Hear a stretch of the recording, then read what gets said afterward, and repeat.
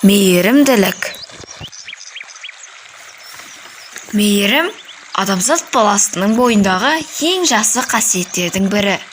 Мейірімді адам әрқашан жанындағы жандарға көмектесуге, жылы сөйлеп, көңілін көтеруге әрекет жасайды. Бізді жаратқан Алланың өзі шексіз. Алланың өзі ерекше мейірімді. Мейлі сені біреу дұшпан санасын, мейлі біреу жаман көзбен қарасын, сен оларға жақсы көзбен қарай сал, сонда оларды жоғарылау боласың. Бұл өмірде неше түрлі адам бар, сен туралы білмей жатып жамандар.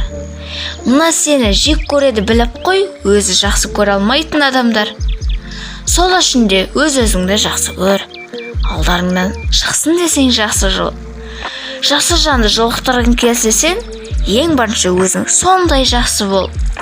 Мейіріммен шуақ шашып маңайға, көмегіңді көрсете біл талайға. Мың арманнан аттап өту керексің, бір арманға жету үшін қалайда. Алдарыңнан шықса дағы қандайсың, қыран болып сыннан биік самғайсың.